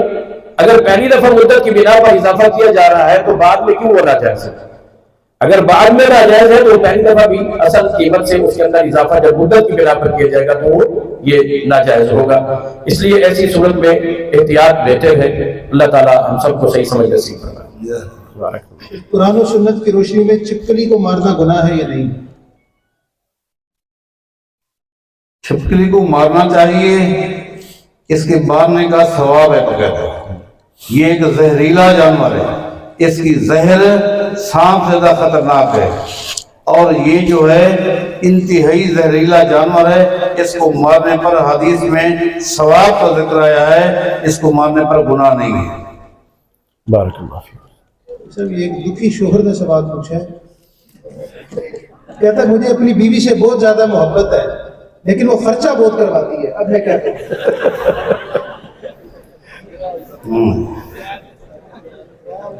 نوکری اور نخرے. جب آپ کو محبت ہے تو پھر یہ چیزیں کریں. برداشت کریں. نبی علیہ السلام کے پاس ایک صحابی آئے تھے، آ کر عرض کرنے لگے کہ مجھے نا اپنی بیوی سے بہت محبت ہے لیکن یہ اس کے اندر خامیاں ہیں، تو میں کیا کروں؟ اب ہمیں طلاق دے دے. اس نے کہا مجھے محبت بہت زیادہ ہے، میں پھر برداشت کر. بس. شیخ جادو یا جنات کا سایہ ہو جائے تو کیا کرنا چاہیے؟ پہلے بھی ہاں دوبارہ. بسم اللہ الرحمن الرحیم. یہ سوال پہلے بھی آیا. شیخ صاحب نے بتایا ہے کہ یہ جو معوذتین ہیں اور اسی طرح جو ہے سورۃ فاتحہ ہے یا آیت الکرسی ہے، ان چیزوں کو کثرت کے ساتھ پڑھا بھی جائے، اور جو شرعی معوذات ہیں اعوذ بکلمات اللہ التامات من شر ما خلق، اور جو نبی صلی اللہ تعالیٰ علیہ وآلہ وسلم نے سیدنا حسن اور حسین رضی اللہ تعالیٰ عنہ بعض روایات کے مطابق کہ ان کے ساتھ نبی صلی اللہ علیہ وسلم جو ہے وہ دم کیا کرتے تھے، تو ان چیزوں کو مسلسل پڑھا بھی جائے، دم بھی کیا جائے. اور یہ ایک بیماری کی صورت بھی ہوتی ہے، تو بیماری میں شافی واحد اس کائنات کے اندر ایک اکیلا اللہ ہے، شفا اسی سے ہی طلب کی جائے. اور ان کے ازالے کے لیے بعض لوگ یہ سمجھتے ہیں کہ جادو جو ہے یہ ایسے آسانی سے ختم نہیں ہوتا، جادو کرے نعوذ باللہ جادو ہی اختیار کیا جائے. یہ طریقہ بالکل غلط ہے، ایسا نہیں ہے. نبی صلی اللہ تعالیٰ علیہ وآلہ وسلم کو اللہ تعالیٰ نے یہ جو آخری سلسلے ہیں، یہ جیسے شیخ صاحب نے بتایا اور حدیث میں بھی موجود ہے، تو ان کو کثرت کے ساتھ پڑھا جائے. اور جو شرعی تقاضے ہیں، دیکھیں کہ یہ جو کچھ بھی ہوتا ہے وَمَا هُمْ بِضَارِّينَ بِهِ مِنْ أَحَدٍ إِلَّا بِإِذْنِ اللَّهِ، کوئی کچھ کرنے والا کچھ نہیں کر سکتا ہے، کچھ ذرہ برابر بھی کوئی کسی کا کوئی نقصان نہیں کر سکتا ہے، نہ نفع پہنچا سکتا ہے، جیسا کہ سیدنا عبداللہ بن عباس رضی اللہ عنہ کی روایت بھی ہے. تو اس لیے نفع نقصان کا مالک بھی اللہ ہے اور ان چیزوں کے شر سے بچانے والا بھی اللہ ہی ہے. اس لیے انسان کو چاہیے کہ اللہ کے ساتھ اپنے تعلق کو مضبوط کرے، اللہ کی طرف انابت، اللہ کی خشیت اور خشوع و تقوی اور شرعی احکام کی پابندی، فرائض اور سنن ان کا اہتمام، صبح و شام کے اذکار ان کا اہتمام کیا جائے تو انشاءاللہ یہ عذاب اللہ تعالیٰ ختم کر دے. حافظ صاحب یہ سوال ہے کہ کیونکہ آپ کا نام لکھا ہوا ہے کہ میں کہیں پر ملازمت کرتا ہوں اور جو میرے مالک ہیں وہ بریلوی ہیں، کبھی کبھی ان کی کل خانی ہو تو وہ مجھے لے جاتے ہیں، میں تقسیم کرنے میں ان کی مدد کرتا ہوں لیکن کھاتا نہیں ہوں، کیا اس کا گناہ مجھے ملے گا؟ آپ کوئی اور نوکری کریں، ضروری یہی کام کرنا ہے. آپ نے اسی کام کی ذمہ داری لی ہوئی ہے، آپ اپنے آپ کو بچائیں. اسی طریقے سے اللہ نہ کرے آپ شرک کی دلدل میں آتے آتے پھنس جائیں گے. آپ کوئی اور جگہ تلاش کریں، رازق اللہ تعالیٰ آپ کو رزق دے گا. کیا اگر کسی لڑکی نے میری امی کا دودھ ایک مرتبہ پیا ہے تو کیا میں اس سے نکاح کر سکتا ہوں؟ دیکھیں جی، ایک مرتبہ اس نے دودھ پی لیا ہے، اب دودھ کتنا پیا ہے کچھ بھی ہو سکتا ہے. احتیاط کا تقاضا یہی ہے کہ اس کے ساتھ نکاح نہ کرے. نبی علیہ السلام نے فرمایا تھا جب اس نے آ کر کہا کہ جی جس سے میں نے نکاح کیا ہے ایک کالی رنگ کی عورت آئی ہے، صحیح بخاری کی حدیث ہے، اس نے آ کر کہہ دیا کہ قد ازادکما، میں نے تو اس کو بھی دودھ پلایا تھا تجھے بھی پلایا تھا. آج آگے وضاحت نہیں کتنا. نبی علیہ السلام نے فرمایا کیف وقد قیل، بھائی اب بات ہو چکی ہے، کہنے والے نے ایک بات کہہ دی لہذا اس کو فارغ کر دے، اس کو جدا کر دیا تھا، اس سے نکاح نہ کر. شیخ آپ بھی فرمائیں کہ اولاد میں سے کسی کو نافرمانی کی وجہ سے آگ کرنا کیسا ہے؟ اگر سب سے پہلے تو ہم دعا کرتے ہیں کہ اللہ تعالیٰ ہر ایک کی اولاد کو نیک بنائے. اگر کوئی اولاد نافرمان ہے تو نافرمانی کی سزا اس کو قیامت کے دن ملے گی، لیکن اس کی نافرمانی کی وجہ سے آپ کی شریعت کی خلاف ورزی نہ کرے، اس کی نافرمانی کی وجہ سے اس کو جداد سے محروم کرنا یہ ناجائز ہے، ورنہ اس میں اور تجھ میں کوئی فرق نہیں، اس نے بھی نافرمانی کی اور تو نے بھی اللہ کی نافرمانی کی، لہذا اگر وہ نافرمان ہے اس کو سزا ملے گی، آپ اس کے لیے دعا کریں اللہ اس کو ہدایت دے، لیکن آپ نافرمانی کی وجہ سے اس کو آگ نہ کریں۔ مفتی شاہین صاحب، کیا اذان کے لیے وضو کی شرط ہے یا بغیر وضو کے بھی اذان دی جا سکتی ہے؟ بسم اللہ الرحمن الرحیم۔ شرعی طور پر میرے علم میں کوئی ایسی واضح شرعی نص یا دلیل موجود نہیں ہے کہ مؤذن کے لیے یعنی باوضو ہونا ضروری ہو، اور اہل علم کے جو مختلف فتاوی جات ہیں ان کے اندر بھی یہ بات ملتی ہے کہ غیر وضو کے اذان دی جا سکتی ہے، اس میں بعض سلف کے اقوال بھی موجود ہیں۔ تو جنابت نہیں ہو، محض بے وضو ہے انسان تو وہ اذان دے سکتا ہے۔ اگر بچہ مردہ پیدا ہوا ہے تو کیا اس کا نماز جنازہ ہوگا؟ بسم اللہ الرحمن الرحیم۔ جو مردہ بچہ پیدا ہوا ہے، ایک تو اس بات کو شرعی طور پر دیکھا جائے گا کہ وہ کتنے عرصے ماں کے پیٹ کے اندر رہا ہے۔ جب اس کو شرعی حیثیت جنین والی حاصل ہو جائے کہ جب ماں کے پیٹ کے اندر رہتے ہوئے اس کے اندر روح جو ہے وہ ڈال دیا گیا تھا اور اس کی حرکات اور سکنات جاری تھی، تو وہ اپنی پیدائش کے وقت سے پہلے اگر اس طرح الصدق یصلی علیہ کہ اس کی نماز جنازہ ہوگی۔ اور اگر ایسی کیفیت ہے کہ جو ابھی جو تخلیقی مراحل ہیں وہ پائے تکمیل تک ہی نہیں پہنچے تھے اور روح تک بھی اس کے اندر پیدا نہیں ہوئی تھی، تو ایسی صورت میں جو ہے نا بہت قلیل عرصے میں، تھوڑے عرصے میں، تھوڑے دنوں کا تھا اور کوئی ابھی جسامت بھی نہیں تھی، اعضاء بھی نہیں تھے، روح بھی اس میں نہیں تھا، تو ایسی صورت میں پھر جنازہ نہیں۔ ایک بات یہاں پر عام طور پر ہمارے ہاں یہ بات مشہور ہے کہ بچہ پیدا ہوتا ہے اور اس سلسلے میں ایک روایت بھی پیش کی جاتی ہے کہ ان استحل تو صلی علیہ، اگر وہ چیختا ہے، روتا ہے، بلبلاتا ہے، آواز دیتا ہے، اس کے بعد مر جاتا ہے تو پھر تو نماز جنازہ ہے۔ وَإِن لَمْ يَسْتَحِلْ، اگر وہ چیختا نہیں ہے، چلاتا نہیں ہے پیدائش کے بعد تو پھر اس کا جنازہ نہیں ہے۔ یہ روایت شرم سے نہیں ہے، اس کے مقابلے میں جو الصدق یصلی علیہ والی روایت ہے وہ صحیح ہے۔ سوال کی ایک بات ہے کہ جنازہ ہوتا ہی مردے کا ہے۔ ایک بچہ ہے وہ ماں کے پیٹ میں، اس کی روح فرشتے نے قبض کر لی، ایک ہے کہ باہر آیا اس کی روح قبض ہو گئی، وہ بھی مردہ وہ بھی مردہ، جنازہ ہوتا ہی مردے کا ہے۔ بارک اللہ فیکم۔ شیخ بھٹی صاحب، ڈاکٹر اگر 2 بچوں کے بعد عورت کو بچے لیٹ کرنے کے لیے کہیں بیماری کی وجہ سے تو کیا یہ جائز ہے؟ دیکھیں اگر ڈاکٹر اس لیے کہتا ہے کہ دیکھ تو کمزور ہو جائے گی، تجھے تھوڑا وقفہ کرنا چاہیے، تو غلط بات ہے، یہ خام خواہ کی باتیں ہیں۔ آپ نا اللہ کے فیصلوں پہ راضی رہیں، آپ اپنے سلسلے کو جاری رکھیں، لیکن اگر ڈاکٹر یہ کہے اگر تو نے وقفہ نہ کیا تو پھر تیری ہی جان کا خطرہ ہے، اگر اس طرح کا وہ فیصلہ دیتے ہیں تو پھر چونکہ وہ صاحب معاملہ لوگ ہیں، طب کے ماہر لوگ ہیں، ان کی بات پر غور کیا جائے۔ دوران رکوع اگر اس رکعت میں شامل ہوا جائے نماز کی، کیا وہ رکعت شمار ہوگی؟ آپ سے بارک اللہ۔ کوئی تو دے دے۔ بسم اللہ الرحمن الرحیم۔ فقہی اعتبار سے نماز کے جو مختلف ارکان ہیں، قیام بھی ایک رکن کی حیثیت رکھتا ہے، رکوع بھی ایک رکن کی حیثیت رکھتا ہے، سجدے بھی ایک رکن کی حیثیت رکھتے ہیں، اور پھر قیام کے اندر قرات اور بالخصوص قرات فاتحہ، یہ جو اہل الحدیث کے ہاں رکن ہے مستقل طور پر۔ جو شخص براہ راست رکوع میں آ کر ملتا ہے تو اس کے ایک قیام رہ جاتا ہے، یہ ایک رکن کی حیثیت ہے اس کی، اور سورۃ فاتحہ بھی اس کی رہ جاتی ہے، قرات بھی رہ جاتی ہے۔ تو اس لحاظ سے جو عمومی طور پر ہمارے اہل الحدیث سلف علماء ہیں ان کا عمومی فتویٰ یہی ہے کہ بھی ایسی صورت میں نماز نہیں ہوتی۔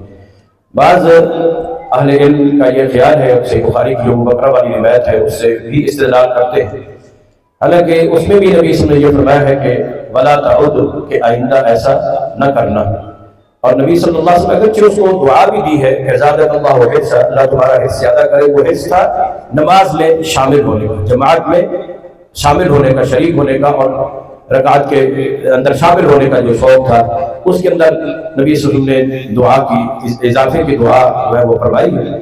اور جہاں تک ہے کہ رکوع کے اندر جو شخص آتا ہے براہ راست آ کر اللہ اکبر آ کر عمومی طور پر لوگ شامل ہو جاتے ہیں. ایک تکبیر تحریمہ ہے، ایک تکبیر رکوع ہے. جو آ کر ایک ہی تکبیر کے ساتھ شامل ہو جاتا ہے تو تکبیر تحریمہ اگر ہم شمار کریں گے تکبیر رکوع وہ جو سنت ہے وہ بھی نہیں، اور اگر ہم رکوع والی تکبیر سمجھے تو تکبیر تحریمہ ہی نہیں ہے اور جو واجب کی حیثیت رکھتی ہے. قیام ایک رکن کی حیثیت رکھتا ہے. سورہ فاتحہ کے خلاف ایک لازمی رکن کی حیثیت رکھتی ہے جس کے بغیر نماز نہیں ہوتی.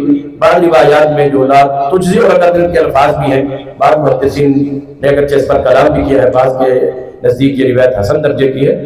تو کوئی بھی رکعت بھی جب تک سورہ فاتحہ نہ پڑھی جائے اس وقت تک نہیں ہوتی. عورت کے بال جو کنگھی کے ذریعے آتے ہیں اس کو کیا کرنا چاہیے؟ جلا دے یا پورا کرکٹ میں پھینک دے؟ آج کل ایسے بال مہنگے بکتے بھی ہیں. انسان کے جسم کا کوئی بھی ایسا حصہ جب انسان زندہ ہے وہ انسان سے کے جسم سے الگ ہو جاتا ہے یا کاٹ دیا جاتا ہے کسی ضرورت کے تحت یا حادثاتی طور پر جو ہے وہ کٹ جاتا ہے، ایسا میت کا یا انسان کا زندہ جز جب وہ انسان کے جسم سے الگ ہو جاتا ہے تو اس کی حیثیت میت والی ہے. اس کے شرعی دلائل بھی موجود ہے. تو جب یہ بال مرد کے یا عورت کے جسم کے ساتھ ملحق ہے تو اس وقت وہ انسانی جسم کی حیثیت سے ان کو ایک جز کی حیثیت حاصل ہے. جب انسان کے جسم سے کٹ کر الگ ہو جاتے ہیں تو اس کی حیثیت وہی ہوتی ہے باقوتی عمل الحی فہو میت، کہ جو کسی زندہ چیز کے جسم سے کوئی چیز کٹ کر جب الگ ہو جاتی ہے اس کی حیثیت میت کی. مثال کے طور پر ڈاکٹر جب کسی روگ کے تحت ٹانگ کاٹ دیتے ہیں یا ایکسیڈنٹ ایسا ہوتا ہے کہ جس کے نتیجے میں ٹانگ دوبارہ جڑ نہیں سکتی اور پاؤں وغیرہ اس طرح کی کوئی بھی چیز ہے تو اس پر وہی حیثیت ہے جو مردہ کی ہے، اس کو اسی طرح دفن کیا جائے گا جس طرح کے مردہ کو دفن کیا جاتا ہے. آدھا ما عندی واللہ اعلم بالصواب. 4 رکعت کی نماز میں ہر رکعت میں سورۃ فاتحہ کے بعد کوئی اور سورت پڑھنا کیسا ہے؟ 4 رکعت 4 رکعت کی نماز ہے، سورۃ فاتحہ کے بعد ہر رکعت میں کوئی نہ کوئی سورت. ابھی بھی بات ہوئی تھی کہ سورۃ فاتحہ کے بغیر تو نماز نہیں ہوتی ہے، اور صحیح مسلم کی ایک روایت ہے سورہ ابو داؤد وغیرہ میں بھی فصاعدا کے الفاظ بھی آئے ہیں کہ وما زاد کے الفاظ بھی آئے ہیں. عام طور پر ہمیں جو ہے نا بعض جو غیر اہل حدیث لوگ ہیں وہ الزامی طور پر یہ ما زادہ اور فصاعدا والی حدیثیں پیش کرتے ہیں ہمارے خلاف. تم کو صرف سورہ فاتحہ لازمی ہے، جبکہ حدیث میں ہے کہ فاتحہ سے علاوہ بھی کچھ اور پڑھنا جو ہے نا وہ لازم اور ضروری ہے. اور امام احمد بن حنبل رحمۃ اللہ علیہ نے جو ہے وہ کہا ہے کہ ہذا لمن یصلی بعدہ، وہ اسی روایت کے متعلق ہے جو فصاعدا والی یا وما زادہ والی ہے. انسان اگر مفرد ہے، منفرد ہے، اکیلا نماز پڑھنے والا ہے یا امام ہے تو فاتحہ اور فاتحہ کے علاوہ بھی کچھ اسے پڑھنا ہے. اور جب امام کے پیچھے ہے تو اس وقت جو واضح اصول ہے نبی صلی اللہ علیہ وسلم کی صحیح کہ لا تقرؤوا شيئا من القرآن اذا جهرتم الا بالقرآن، اس وقت تو صرف سورۃ فاتحہ ہی پڑھنی ہے. سنن ابن ماجہ میں سیدنا جابر بن عبداللہ رضی اللہ عنہ کی روایت آتی ہے اور وہ نماز کے پیچھے کی ہے کہ كنا نصلي في صلاة الظهر والعصر في الركعتين الاوليين الفاتحة والسورة، کہ ہم ظہر اور عصر کی پہلی 2 رکعتوں میں سورۃ فاتحہ بھی پڑھتے تھے اور ان کے ساتھ کچھ سورت بھی پڑھتے. یہ ظہر اور عصر میں جو سری نمازیں ہیں، اور آخری 2 رکعتوں میں صرف وہ فرماتے ہیں کہ ہم فاتحہ پڑھتے تھے. یہ صحابہ کا عمل ہے. تو اس لیے اگر امام ہے تو فاتحہ کے ساتھ کچھ نہ کچھ پہلی 2 رکعتوں کے اندر پڑھنا اس کے لیے لازم اور ضروری ہے. اگر انسان اکیلا ہے تو بھی اس کے لیے لازم ہے. تیسری رکعت ہے مغرب میں جیسے یا 4 رکعتوں والی نماز ہے تو آخری 2 میں سورۃ فاتحہ کے بارے قرات ضروری ہے اور اس کے علاوہ جو ہے وہ ضروری نہیں ہے. شیخ بھٹی صاحب سوال ہے، غریب بندہ عقیقہ نہیں کر سکتا، کیا اس کی کوئی اور گنجائش ہے یا نہیں؟ جی ہاں، جب وہ شخص غریب ہے اس کے اندر عقیقے کرنے کی ہمت نہیں ہے تو ٹھیک ہے، عقیقہ اس پر لازم تو نہیں تھا. اگر ہمت ہوتی وہ کر لیتا تو اچھا ہوتا. اگر ہمت نہیں ہے اس نے نہیں کیا تو کوئی بات نہیں. اللہ تعالیٰ اس کو اس کے انشاءاللہ نیت پر اجر دیتا رہے گا انشاءاللہ. ہاں، جب بھی اللہ تعالیٰ اس کو توفیق دے زندگی میں تو اپنے بچے کی طرف سے کوئی نہ کوئی صدقہ کر دیں. وہ اگرچہ عقیقہ نہیں ہے لیکن عقیقے کے حکم میں ہے، کیونکہ نبی علیہ السلام کا فرمان ہے جب بچہ پیدا ہوتا ہے تو وہ گروی ہوتا ہے، ایک بندھن ہوتی ہے، مصیبت میں، مسائل میں، بیماریوں کی زد میں رہتا ہے. جب اس کی طرف سے عقیقہ یا صدقہ کوئی ہو جاتا ہے تو اس کی جو گرون ہے، جو بندھن ہے، گرن ہے، وہ ختم ہو جاتی ہے. لہٰذا جب بھی اللہ اس کو توفیق دے وہ بیٹے کی طرف سے، بچے کی طرف سے، بچی کی طرف سے کچھ نہ کچھ کر دے. اکثر مساجد میں روضہ رسول کی تصاویر لگی ہوتی ہیں، کیا وہاں پر نماز ادا کرنا درست عمل ہے یا پرہیز کیا جائے؟ بسم اللہ الرحمن الرحیم۔ پہلی بات تو یہ ہے کہ ہمارے ہاں بھی عمومی طور پر جو ہے نا روضہ رسول کا ایک تصور جو ہے وہ موجود ہے۔ اللہ تعالی ہم سب کی اصلاح فرمائے۔ نبی اکرم صلی اللہ تعالی علیہ وآلہ وسلم نے مسجد نبی کے ایک حصے کو روضۃ من ریاض الجنہ قرار دیا ہے، اور وہ ہے ما بین بیتی و منبر۔ اگرچہ اس مسافت میں غایہ اور مغیہ دونوں شامل ہیں کہ وہ منبر بھی اور وہ گھر بھی، کہ یہ جنت کے باغوں میں سے ایک باغ ہے، اس مناسبت سے اس کو جنت کا باغیچہ سمجھنا ہے۔ مگر عمومی طور پر ہمارے ہاں جو ہے وہ روضے کا جو تصور ہے وہ نبی صلی اللہ علیہ وسلم کی قبر مبارک کے اوپر جو گنبد خضرا ہے، سابے روزے جب بہاروں میں کیا تو وہ سبز گنبد جو ہے اور اس کے اوپر جو عمارت اور عمومی طور پر قبروں کو پکا بنانا یا قبروں کے اوپر جو عمارت قائم کرنا ہے، یہ اس کے حوالے سے شرعی طور پر کچھ تحفظات موجود ہیں۔ اگرچہ نبی اکرم صلی اللہ علیہ وسلم کو حجرہ عائشہ میں دفن کیا گیا تھا اور اس وقت حجرہ عائشہ پہلے سے ہی موجود تھا، وہ نبی صلی اللہ علیہ وسلم کی قبر کی حفاظت وغیرہ کے لیے بھی نہیں بنایا گیا تھا، تعمیر کیا گیا تھا، اور وہ پہلے سے ہی مسقف تھا، یعنی چھت والا تھا۔ اور عام طور پر نبی صلی اللہ علیہ وسلم نے نہا عن تجسیس القبور کہ قبروں کو چونا گچ کرنا، پکا بنانا، وَيُبْنَى عَلَيْهِ، ان کے اوپر بیٹھا جائے، وَيُقَعَدَ عَلَيْهَا بیٹھا جائے، یا ان کے اوپر چراغ وغیرہ جلائے جائے، ان تمام چیزوں سے نبی صلی اللہ علیہ وسلم نے منع فرمایا ہے۔ تو جو روضہ رسول کی شرعی اپنی حیثیت یہ ہے تو پھر اس کی تصویر کی کیا حیثیت ہے؟ نبی اکرم صلی اللہ علیہ وسلم کے مدینہ میں مسجد نبی کے نیت سے ارادے سے سفر کر کے جانا، یہ شرعی طور پر نبی وسلم کی قبر کے لیے، نبی وسلم کے قبر کے اوپر بنے ہوئے گنبد یا روضے کے لیے، جسے ہمارے یہاں عمومی طور پر روضہ کہا جاتا ہے، یہ بذات خود اس کی شرعی کوئی حیثیت نہیں ہے۔ اس کی تصویر، اس سے بھی جو ہے احتیاط کرنا چاہیے۔ یہ چیز آج کل ہمارے ہاں بعض اہل حدیث اسٹیجوں کے اوپر بھی دیکھنے کو مل رہی ہے اور اہل حدیث مساجد میں بھی دیکھنے کو مل رہی ہے، احتیاط کرنی چاہیے۔ اللہ ہمیں عمل کی توفیق عطا فرمائے۔ شیخ، ایک حدیث میں سوال ہے کیا نماز میں رفع الیدین کرنا جائز ہے؟ تو اس حدیث کا کیا کریں گے جس میں سیدنا ابو طفیل عامر رضی اللہ تعالیٰ عنہ نے 30 صحابہ کی موجودگی میں نماز پڑھائی اور تکبیر تحریمہ میں ہاتھ اٹھانے کے بعد سینے پر ہاتھ نہیں باندھے بلکہ نیچے چھوڑ دیے اور کہا یہ نماز نبی کریم کی نماز ہے، اور تمام اصحاب نے ان کی تصدیق کی، وضاحت کریں۔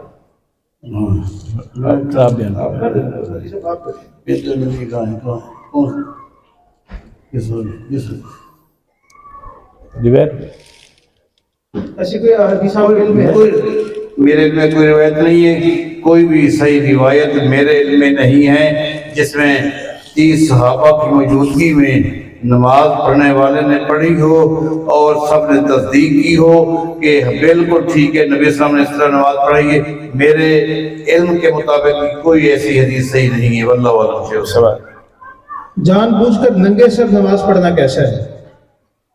بتائیں جی، بہتر ہے۔ بسم اللہ الرحمن الرحیم۔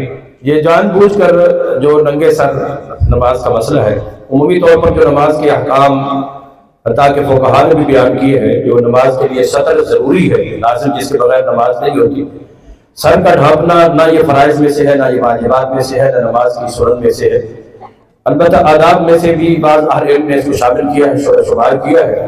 اور نبی اکرم صلی اللہ تعالی علیہ وآلہ وسلم نے فتح مکہ کے موقع پر بذات خود صرف ایک کپڑے کے اندر نماز پڑھی، اور حضرت جابر رضی اللہ عنہ نے نماز پڑھائی تھی اور ان کے جو اضافی کپڑے تھے ایک کپڑے میں نماز پڑھائی، باقی رکھ دیے۔ تو اب انہوں نے بھی باقی کپڑے اضافی طور پر جان بوجھ کر رکھ دیے تھے۔ جان بوجھ کر دو نیت اور دو ارادے ہیں، ایک تو یہ کہ لوگوں کو کم از کم اس مسئلے کا علم ہو جائے کہ یہ چیز اس میں لازم اور فرض کی حیثیت نہیں ہے، کہ لوگ عام طور پر یہ سمجھتے ہیں کہ سر ننگا ہو تو نماز نہیں ہوتی۔ یہ تصور دین اور شریعت کا نہیں ہے، یہ لوگوں کا اپنا خود ساختہ ہے۔ نماز اس کے بغیر بھی ہو جاتی ہے۔ البتہ بعض اہل علم نے اس کو ادب کے تقاضوں کے تحت مناسب یہ سمجھا ہے کہ سر ڈھانپا ہوا ہونا چاہیے۔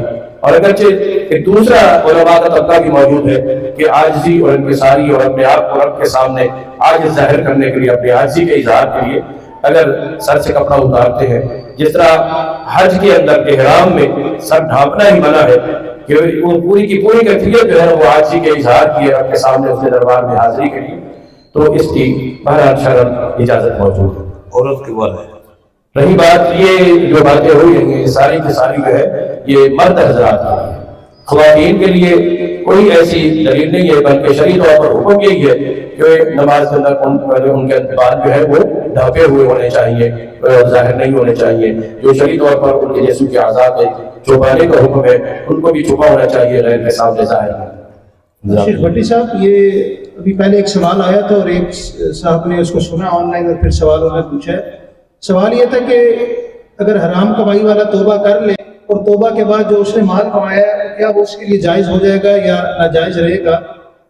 تو سوال یہ آیا ہے کہ وہی سچی توبہ کرنے کے بعد کیا اس کی سابقہ کمائی اس کے لیے حلال ہو جائے گی، جائز ہو جائے گی؟ اس نے اگر دل سے سچی توبہ کر لی ہے تو جو اس کی کمائی اس سے پہلے جو تھی حضرت حرام تھی، اللہ تعالیٰ نے اس کی توبہ کی برکت سے اس کے لیے حلال کر دی۔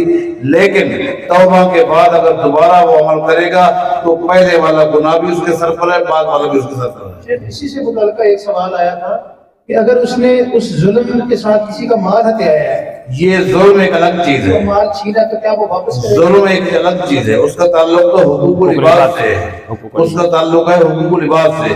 ظلم الگ چیز ہے، حرام کمانا ایک الگ چیز عمل ہے۔ اگر اس نے ظلم کیا ہے تو پہلے حقوق العباد کا تقاضا یہی ہے، جس کے ساتھ اس نے زیادتی کی ہے وہ ادائیگی کرے گا، تب توبہ قبول ہوگی، ورنہ توبہ قبول نہیں ہوگی۔ کیا مرد اور عورت کے غسل کا طریقہ ایک ہی ہے یا اس میں فرق ہوتا ہے؟ مرد اور عورت کے غسل کا طریقہ زندہ کا یا مردہ کا؟ جہاں تک غسل یعنی کہ جو جنابت کا ہے، خواتین کے لیے کچھ مردوں کی نسبت جنابت کے احکام تھوڑے سے مختلف ہیں، ان کے معاملات کچھ اللہ تعالیٰ نے ایسے رکھے ہیں جو بنات آدم پر اللہ نے لکھے حیض و نفاس کی صورت کے اندر، ان کی وجہ سے بھی جنابت اور جو باقی شرعی جنابت کے احکام ہیں۔ غسل عمومی طور پر جو نبی صلی اللہ علیہ وآلہ وسلم کا صحیح احادیث سے ثابت ہے یہی ہے کہ ایسی صورت میں اگر جسم پر کہیں غلاظت یا گندگی یا پاکیزگی لگی ہوئی ہے اس کو دھویا جائے، پھر وضو کیا جائے۔ بعض احادیث میں پیروں کے چھوڑنے کا بھی ذکر آتا ہے کہ اگر جگہ ایسی ہے پانی جو ہے وہ ٹھہرا رہتا ہے تو نہانے کے بعد پھر آخر میں جو ہے پاؤں دھو لیں، یا مکمل وضو کر لینے کے بعد بھی پہلے سر کے دائیں حصے کے اوپر 3 دفعہ جو ہے وہ پانی ڈالا جائے، پھر سارے جسم کے اوپر۔ اور یہ طریقہ عمومی طور پر جو ہے جو نبی صلی اللہ علیہ وسلم نے بیان کیا ہے، یہی مردوں کے لیے، یہی عورتوں کے لیے، کیونکہ نبی صلی اللہ علیہ وسلم کی بعض ازواج کا نبی صلی اللہ علیہ وسلم کے ساتھ مل کر ایک ہی برتن سے من اناء واحد نہانے کا اور غسل کا جو ہے تذکرہ موجود ہے، وہاں سے کوئی ایسے الگ الگ احکام جو ہے وہ ہمارے علم میں نہیں۔ یہ کسی خاتون نے سوال پوچھا ہے کہ میری شادی کے بعد میرے سسرال والے مجھ سے خوش نہیں ہیں، میں ان کی عزت بھی کرتی ہوں اور خدمت بھی کرتی ہوں، اور میرا شوہر نہ مجھے چھوڑ سکتا ہے نہ ان کو چھوڑ سکتا ہے، تو وہ میرے شوہر سے بھی والدین ناراض رہتے ہیں، کیا اللہ پاک ہم سے راضی ہے یا ناراض ہے اس وجہ سے؟ دیکھیں جی، بات بڑی واضح ہے کہ وہ شریعت کے مطابق چل رہی ہے، اس کو یہ کام کرنا چاہیے۔ اگر اس سے وہ ناراض ہیں لیکن ان کی ناراضگی کی وجہ سے ان کی خدمت کرنا یہ نہ چھوڑے، یہ لگی رہے، اللہ اس سے راضی رہے گا، اس کی آخرت سی بنی رہے گی انشاءاللہ۔ ایک سوال ہے، کیا بیٹی کا نام لاریب رکھنا جائز ہے یا ناجائز، یا جائز نہیں ہے؟ بعض لوگ اعتراض کرتے ہیں۔ لا ریب کہتے ہیں کہ اس میں کوئی شک نہ ہو، لا ریب یہ قرآن کریم کا ایک نام ہے، لا ریب قرآن کریم اللہ تعالیٰ کی کلام ہے، یہ غیر مخلوق ہے۔ اس میں کافی اختلاف ہے کہ مخلوق کا نام رکھنا لا ریب صحیح ہے، بعض کہتے ہیں کہ صحیح ہے کیونکہ لا ریب کا معنی ہے جس میں کوئی شک نہ ہو، لیکن بعض کہتے ہیں کہ یہ صحیح نہیں ہے، اولا بات یہی ہے کہ یہ نام نہیں رکھنا چاہیے۔ شیخ بھٹی صاحب، آپ سے سوال ہے، کیا غیر مسلم یا مشرک کے گھر سے آیا ہوا کھانا جائز ہے؟ دیکھیں، سب سے پہلی بات یہ ہے کہ کھانے کی نوعیت کو دیکھا جائے گا کہ بھیجنے والے نے جو کھانا بھیجا ہے وہ کیوں بھیجا ہے، کس نوعیت کا ہے، اس کے برتن کیسے ہیں، معاملات کیسے ہیں۔ اگر آپ سمجھتے ہیں کہ وہ اگرچہ عقیدے کے لحاظ سے مشرک ہے لیکن اس کا کھانا پینا گھر کا ماحول اچھا ہے اور جو کھانا مجھے بھیجا ہے اس کا شرک بدعت سے کوئی تعلق نہیں ہے، عمومی طریقہ ہے تو یہ جائز ہے، لیکن اگر عمومی نہیں ہے تو ناجائز ہے۔ اگر مطلق بات ہے تو اعتراض بہتر ہے۔ یعنی اس کو ہم کہہ سکتے ہیں کہ نظر نیاز کا جو کھانا ہوتا ہے یا وہ تو بالکل ہی ناجائز ہے، ان کو تو نہ لیں، لیکن عمومی کھانا جو ہے اس میں بھی احتراز کرنا، یعنی احتراز کرنا بچنا بہتر ہے۔ مفتی شاہین صاحب، کیا نماز میں قرآن مجید کی قرأت کرتے وقت صورتوں کی ترتیب کو مد نظر رکھا جائے یا بغیر ترتیب کے بھی پڑھ سکتے ہیں؟ نماز جس وقت فرض ہوئی تھی اور نبی اکرم صلی اللہ علیہ وسلم کے اوپر جماعت کے احکام نازل ہوئے تھے، قرآن مجید اس وقت بھی موجود تھا، اور عمومی طور پر جو احکامات نماز کی جماعت کے آئے ہیں وہ مدینہ میں آئے ہیں، اور مدنی دور کے اندر جو ہے آپ سب جانتے ہیں کہ خصوص نبی وسلم کا جو دور تھا، قرآن مجید موجودہ اس ترتیب کے ساتھ اس طرح مرتب اور مدون نہیں تھا، تھوڑے تھوڑے مختلف لوگوں کے پاس لکھی ہوئی کچھ چیزیں تھیں۔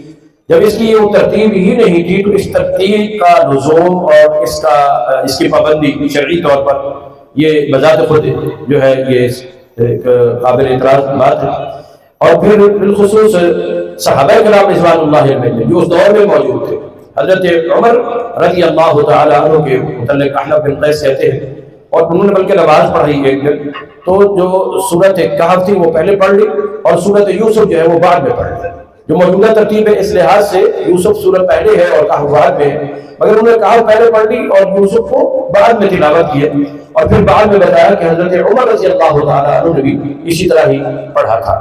تو صحابہ کے عمل سے بھی یہ بات ثابت ہے کہ انہوں نے اس ترتیب کا اہتمام اور التزام نہیں کیا ہے، اور موجودہ جو یہ ترتیب ہے نبی صلی اللہ علیہ وسلم کے دور پہ موجود ہی نہیں تھی، اس لحاظ سے اس کی پابندی یہ کوئی شرعی طور پر ہمارے اوپر لازم اور ضروری نہیں ہے۔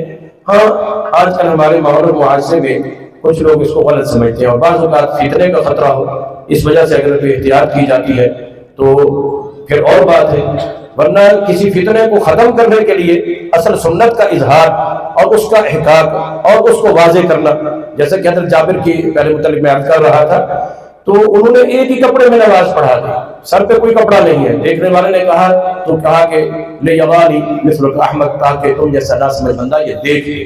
بعض اوقات کسی صحیح شرعی جو ہے حقیقت کو، اصل مسئلے کو شرعی واضح کرنے کے لیے اس انداز پر عمل کیا جاتا ہے تاکہ لوگوں کو اس کی آگاہی حاصل ہو، تو پھر اور بات ہے۔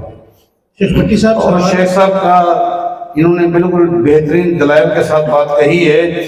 نبی علیہ السلام سے بھی ثابت ہے صحیح بخاری کے اندر کہ آپ نے ایک مرتبہ نماز پڑھائی، سورہ نساء پہلے پڑھی، آل عمران بعد میں پڑھی، لہذا یہ عمل صحیح ہے، لہذا یہ تکلفات ہے اور یہ کہنا یہ غلط بات ہے۔ بارک اللہ۔ شیخ بھٹی صاحب، عام خطباء کہتے ہیں اللہ تعالیٰ نے قرآن بنا کر نازل کر دیا، یہ الفاظ کیسے؟ دیکھیں اس طرح کے الفاظ نہ کہیں تو بہتر ہے، ورنہ کچھ لوگوں کو خام خواہ کا موقع مل جائے گا کہ دیکھیں یہ خود کہتے ہیں قرآن کریم مخلوق ہے، قرآن کریم مخلوق ہے، جبکہ قرآن کریم اللہ کی صفت ہے، غیر مخلوق ہے، یہ اس کو ان کو راستہ ملے گا۔ خطیبوں کو چاہیے اس طرح کے جنون سے اپنے آپ کو بجائے بہتر ہے۔ شیخ بھٹی صاحب، یہ بھی آج کل کے دور میں اہم سوال ہے کہ آن لائن جو کام ہے اس کے بارے میں، یہ کام کرنا کیسا ہے اور اس کی کمائی کیسی ہے؟ دیکھیں آن لائن کمائی تو ناجائز نہیں ہے، لیکن یہ دیکھیں کہ جو چیز آپ لے رہے ہیں وہ آپ کے کنٹرول میں آ گئی ہے، جو چیز آپ بیچ رہے ہیں وہ اگلے کے کنٹرول میں آ گئی ہے، یہ جو شریعت کی تقاضے ہیں ان کے پورا کیا جائے، آن لائن صحیح ہے، اگر نہیں ہے تو پھر ناجائز ہے۔ شیخ سوال ہے شیخ بھٹی صاحب، ایک لڑکا اور لڑکی کا نکاح ہو جاتا ہے اور رخصتی 2 یا 3 سال بعد کرتے ہیں، کیا ایسا کرنا جائز ہے؟ کوئی حل نہیں، رخصتی بعد میں ہو سکتی ہے، کوئی حل نہیں۔ مفتی صاحب، اگر کسی برتن کا کنارہ ٹوٹا ہوا ہے، مثلاً پیالہ وغیرہ، تو کیا اس میں کھانا مکروہ ہے، کھانا پینا؟ ہمارے ہاں عام طور پر یہی سمجھا جاتا ہے، ٹوٹے ہوئے برتن سے جو ہے نا اس کے اندر سے کھانا پینا، اگر ٹوٹا ہوا ہے اس جگہ سے جو ہے یہ کچھ حکم ملتا ہے شرعی طور پر کہ اس جگہ سے نہ کھایا جائے نہ پیا جائے، مطلقاً ایسے کوئی برتن ایسا ہے کہ ٹوٹ گیا ہے تو اس سے کھانے میں کوئی ایسی ممانعت ہو، ایسی بات نہیں۔ ویسے تو یہ سوال پوچھنے والا نہیں ہے، لیکن ایک نمونے کے طور پر کہ لوگ کیسے کیسے سوالات پوچھتے ہیں۔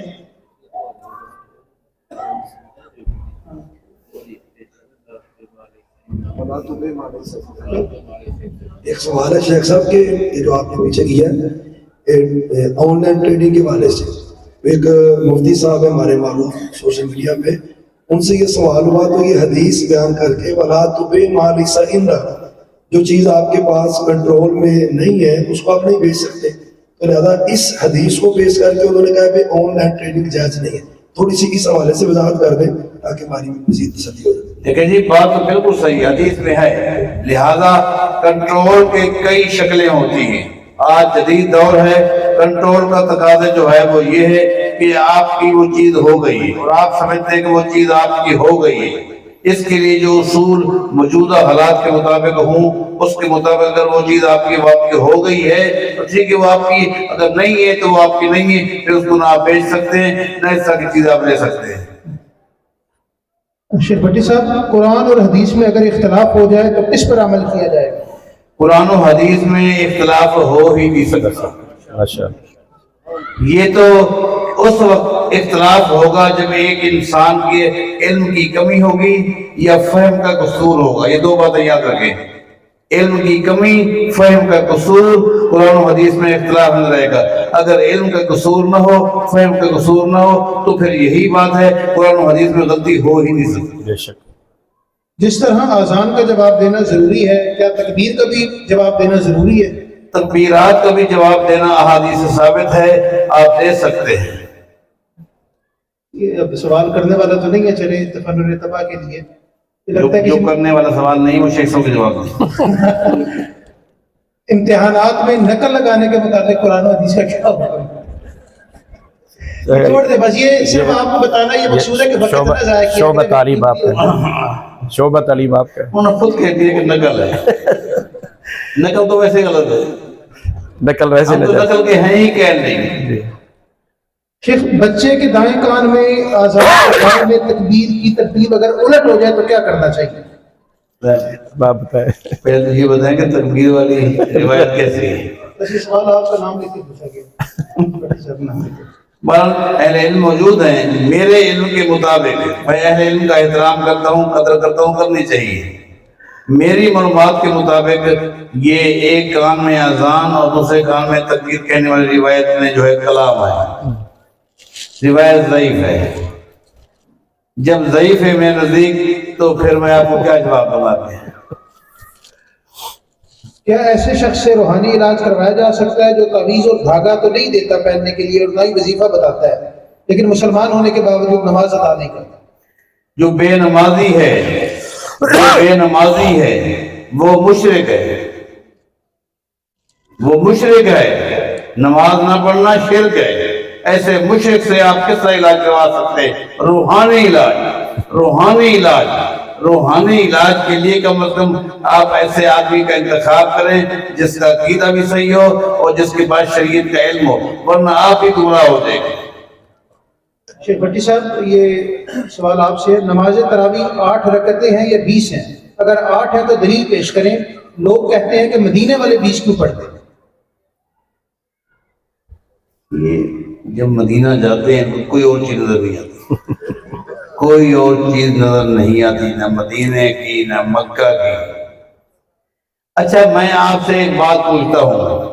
ہمارے پاکستان میں بعض مساجد میں 3 روزہ تراویح ہوتی ہے نا. بعض مساجد میں 5 روزہ، بعض میں 6 روزہ، بعض میں 10 روزہ. لیکن تراویح پڑھانے والا ایک ہوتا ہے، وہ تھکتا نہیں. لیکن وجہ کیا ہے کہ مسجد نبوی میں یا بیت اللہ میں، مسجد حرام میں جب تراویح ہوتی ہے تو 8-10 رکعات کے بعد امام تبدیل ہو جاتا ہے. کبھی آپ نے غور کیا کہ ایسا کیوں ہے؟ کیا وہ تھک جاتا ہے؟ ہمت نہیں ہوتی؟ نہیں، ان کا عقیدہ یہی ہے کہ رکعتیں 8 ہی ہے، 8 ہی رکعتیں. امام کو بدلنے کا مطلب یہ ہے کہ ایک نیا امام آ گیا ہے اور وہ بھی 8 ہی پڑھائے گا، اور جس کا عقیدہ ہے 20 کی پڑھنے کی وہ کھڑا رہے. اصل میں اس کے پیچھے ایک بڑی حکایت ہے، بڑی کہانی ہے. میں چونکہ سوالات کی نشست میں لمبی کہانی سنانے کا قائل نہیں ہوں، ورنہ میں آپ کو بتاتا کہ جب یہ سارے مصلے چھن گئے، یعنی کرسیاں چھن گئی. کرسی کی ایک کشش ہوتی ہے.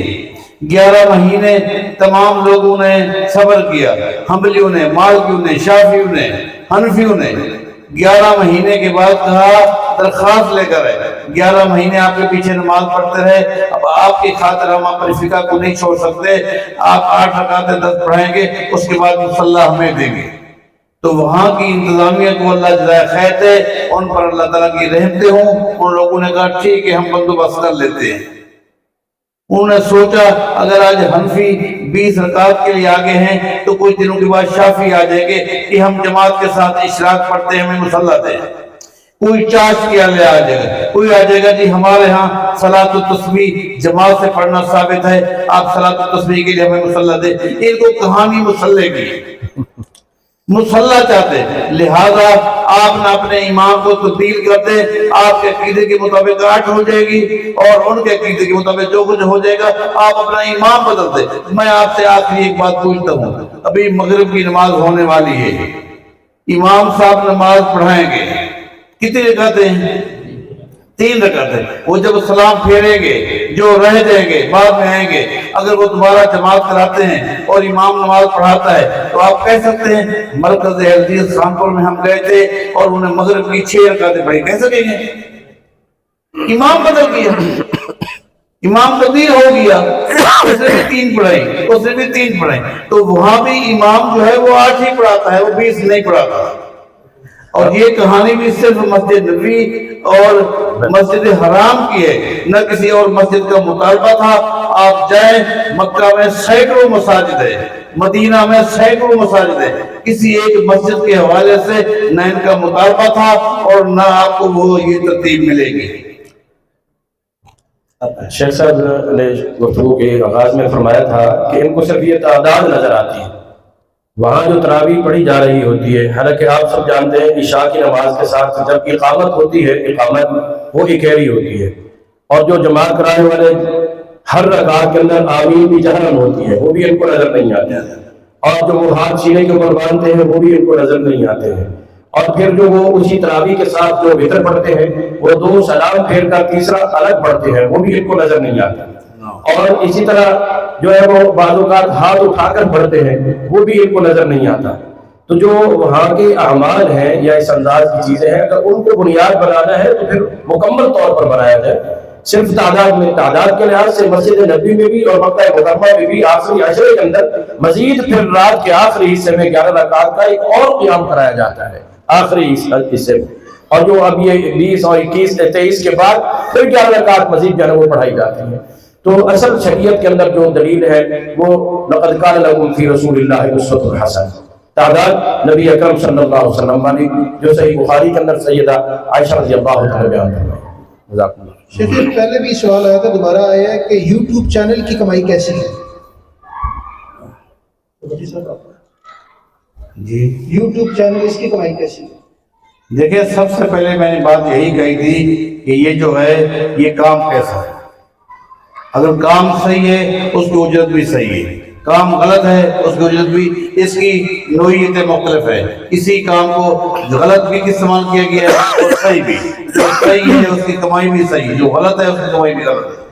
یعنی ہم اس کو کہہ سکتے ہیں کہ جس طرح علماء کرام نے یوٹیوب کے چینل بنائے ہوئے ہیں یا ہماری یہ دینی پروگراموں کی ریکارڈنگ والوں نے، اس کی کمائی ٹھیک ہے، اور اگر غلط کام ہے اگر غلط نہیں جس طرح بس ٹھیک ہے۔ اور آخری سوال ہے شیخ صاحب، کیا عقیقہ اور ختنہ 7ویں دن ہی کرنا چاہیے یا پہلے بھی کر سکتے ہیں؟ کچھ لوگ کہتے ہیں کہ 14 دن بعد یا 21 دن بعد بھی ہو سکتا ہے۔ وضاحت فرمائیں۔ 7ویں دن کی جو دلیل ہے وہ واضح ہے اور صحیح ہے۔ 14ویں دن اور 21ویں دن کی جو روایت ہے وہ متکلم فی ہے، کلام اس میں، لیکن جس کے اندر ہمت نہیں تھی اور وہ 7ویں دن نہیں کر سکا، 14ویں دن 21ویں دن جو اس کے بعد کرتا ہے، اگرچہ اس کا وہ حکم نہیں ہے لیکن پھر بھی صدقہ ہے، اور میں نے پہلے کہا تھا اس کے بڑے فائدے ہیں، کرنا چاہیے۔ بہت بہت شکریہ۔ سبحانک اللہم و بحمدک، اشہد ان لا الہ الا انت، استغفرک و اتوب الیک۔ حضرات آج کی